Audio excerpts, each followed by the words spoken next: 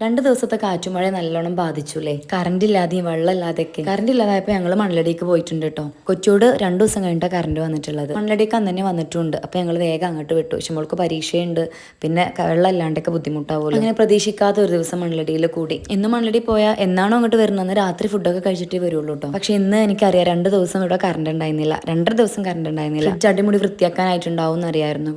ഫ്രിഡ്ജിലുള്ളതൊക്കെ ഒരു സ്മെല്ലായിട്ടുണ്ടാവും തോന്നി.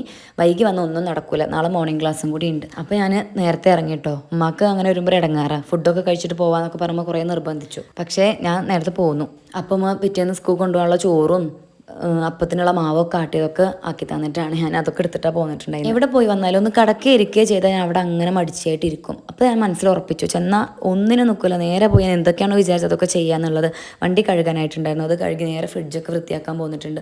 ഫ്രിഡ്ജ് ഞാൻ പ്രതീക്ഷിച്ചതിൽ അപ്പുറമാണ് അവസ്ഥ. എല്ലാ സംഭവങ്ങളും കേടുവന്നിട്ടുണ്ട്. തുറന്നപ്പോൾ തന്നെ ഭയങ്കര സ്മെല്ലായിരുന്നു. പിന്നെ ഫുള്ള് എടുത്ത് കളഞ്ഞ് കുറേ സംഭവങ്ങൾ കളയാണ്ടായിരുന്നു. ഒക്കെ കുറച്ച് വൃത്തിയാക്കിയപ്പോഴത്തേനും കുറേ സമയമായിട്ടോ. അപ്പോഴാണ് അരി വെള്ളത്തിലിട്ടത് ഫ്രിഡ്ജിൽ എടുത്ത് വെച്ചിട്ടുണ്ടായിരുന്നു. അത് കേടൊന്നും വന്നിട്ടില്ല. അപ്പോൾ മാവ് കൊടുത്തിട്ടുണ്ടായിരുന്നു, എന്നാലും അതും ആട്ടി വെച്ചു. രണ്ടും കുറച്ച് പുറത്തും വെച്ചോ കുറച്ച് ഫ്രിഡ്ജിലും വെച്ചൊക്കെ സെറ്റ് ചെയ്ത്. കുറേ പാത്രങ്ങളും കഴുകാണ്ട് അതെല്ലാം ഒറ്റ സ്ട്രെച്ചിന് അങ്ങ് ചെയ്ത് ഞാൻ നല്ല രീതിയിൽ അങ്ങോട്ട് ചൂടുവെള്ളത്തിൽ കുളിച്ചു.